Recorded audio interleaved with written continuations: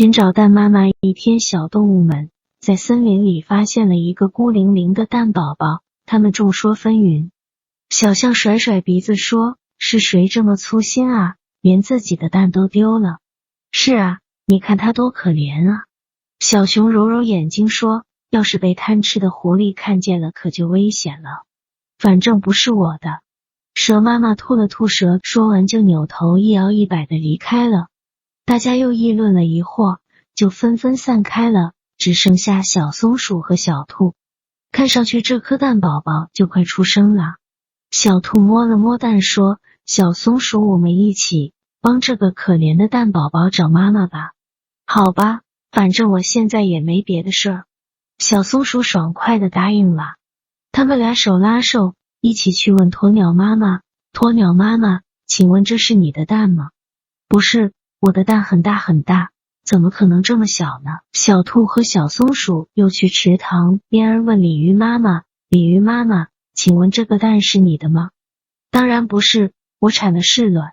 鲤鱼妈妈吐了吐泡泡说，他们找了很久都没有找到蛋宝宝的妈妈，他们垂头丧气地想，看来是找不到了。忽然他们听到了一阵哭声，小兔和小松鼠循着哭声一看，原来是语言妈妈。他们关心地问，你怎么啦？语言妈妈，我的蛋丢了。说到这里，语言妈妈又哭了起来。请问这是你的蛋吗？他们连忙捧出蛋宝宝。是的，是的。语言妈妈破涕为笑，激动地说。语言妈妈看见失而复得的蛋，激动地流下了眼泪。谢谢你们，真的非常感谢，你们都是助人为乐的好孩子。寓言故事，兄弟争燕。从前有兄弟2个人到郊外去打猎，正在这时，哥哥望见天上飞来了一只大雁，就准备拉弓把它射下来。他对弟弟说道，射下来后我们把它煮了吃。他的弟弟却不同意，在一旁争辩道，为什么要按你说的？我最讨厌那种吃法了，鹅煮着吃好，雁还是烤着吃好。兄弟2个争来争去，谁也说服不了谁，就去找舍伯评理。舍伯听了哈哈大笑，最后出了一个主意说，你们2个都别争了，这事很好解决，你们把大雁抛开，一半煮着吃，一半烤着吃，不就可以了吗？兄弟俩听了非常高兴，都一致同意这个意见。可是当他们抬头再去找雁时，那只雁早已飞得不见踪影了。寓言故事兄弟争雁，就是告诉我们，事情还没开始做呢，就去争论不切实际的问题，无意义的空谈是很无事儿的，当机立断的做事才是值得提倡的。寓言故事，骄傲的风筝。春天来了，田野里草儿绿了，野花开了。几个孩子蹦着跳着跑了过来，一只漂亮的风筝被他们带到了田野里。一阵风吹过，风筝稳稳地飞上天空。啊，天空可真美啊，空气是多么的新鲜。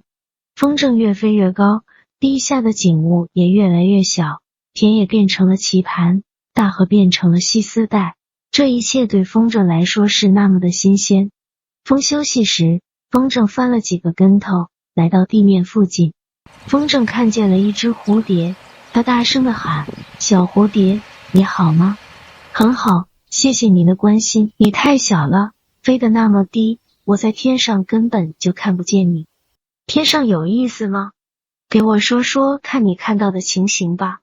天上可新鲜了，一切都和以前大不一样，你太小了，我都看不见你。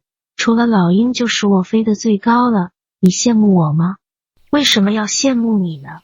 没有什么了不起，我自己自由自在，想飞到哪里就飞到哪里，你飞得再高还不是被线牵着，被风拖着，否则你根本无法上天。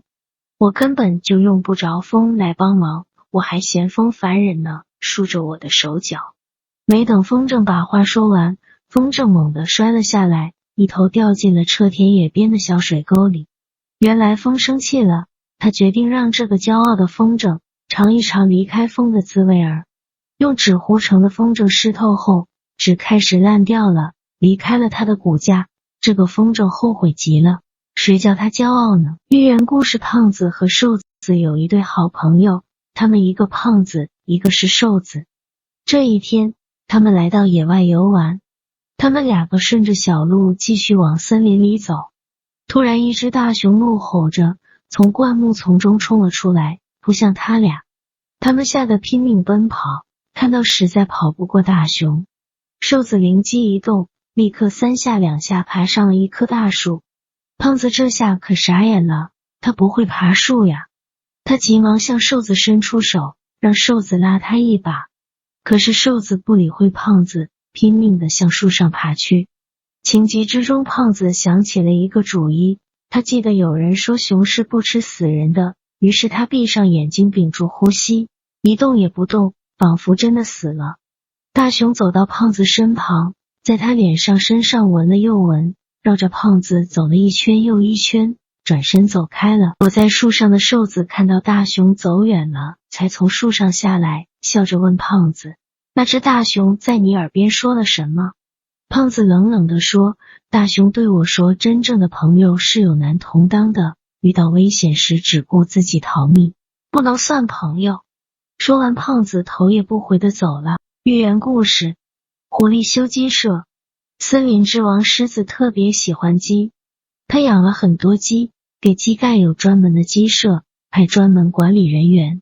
最近狮子大王发现鸡越来越少，查来查去，原来是鸡舍出了问题。狮子很生气，要立刻加固他的鸡舍。狐狸听到这个消息，立刻自告奋勇地说：狮子大王，我是森林一流的建筑师，鸡舍由我来修，保证没问题。狮子听了就答应了。于是狐狸带了小狐狸建筑队，不到1个月，一座新鸡舍就盖了起来。狮王查看了新盖好的鸡舍后，感到很满意。鸡舍不但设计得很科学，而且相当合理。狮王很高兴，不但为了庆功宴，还赐给他黄金100两。一时间，狐狸成了森林中的风云人物。可是好日子没过多久，又发现鸡的数量一天天的减少。狮子大王勃然大怒，下令森林警察把这件事情作为头等大事来抓。狗侦探出马了，他灵敏的鼻子四处嗅嗅，忽然发现了一个问题。原来新鸡舍有一个秘密通道，一直通往小偷家，而这个小偷呢，就是高明的建筑师狐狸。俗话说，黄鼠狼给鸡拜年，没安好心。狐狸自告奋勇的给鸡修房屋，这也是用心良苦啊。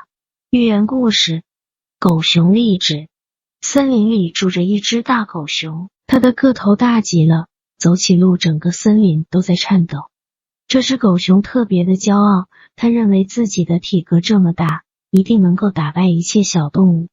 有一天，它在森林里就遇到了一只老虎。老虎可是森林之王，跟老虎相斗会有什么结果呢？结果当然是狗熊失败了，被老虎打的是头破血流。他逃到一棵大树下，躺在那儿一边叫着，一边难过着，还在那儿喃喃自语：有朝一日，我一定要打败老虎。一只蜻蜓飞了过来，好像看见狗熊在那捣鼓着什么，他就飞过去问：黑狗熊，你在说什么呢？声音那么小，我一点也没听到。狗熊看了看蜻蜓，对他说：我在励志，有朝一日一定要打败老虎。今天被他给打败了。过了一段时间啊，这头狗熊啊还真是不消停，他又去与一只大象争斗，结果他还是被打败了。大象用他的大长鼻子甩来甩去，把狗熊仍旧打得头破血流。狗熊气急了，可是真的是没有办法，还是落荒而逃。他就又逃到了那棵大树下，躺在地上，在那小声的捣鼓着：有朝一日，我一定要打败大象。正巧那只蜻蜓又飞来了，看到这个情景，去问狗熊：你又怎么了？你在这儿小声的嘀咕什么呢？狗熊告诉蜻蜓说：我在励志，我有朝一日啊，我一定要打败大象。蜻蜓想了想，对狗熊说：哦，我见到2次了，你都在这里励志，天天在这里励志有什么用呢？不如自己发奋努力吧，否则总在这埋怨，总在这用嘴来励志，你还是一只无能为力的狗熊呀。这头狗熊仗着自己的身体块头大，总是觉得能够打败一切，可是当他真正跟别人争斗的时候，发现自己总是不如别人。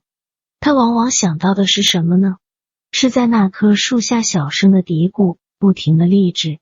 所以通过这个故事告诉我们，如果你发现自己的一些缺点、一些问题，总在那埋怨，或者是总在那用嘴说明天我要更好，可能真的是不会有任何进步的哟。不如马上就行动起来吧，我们千万不要做那个常在树下励志的狗熊。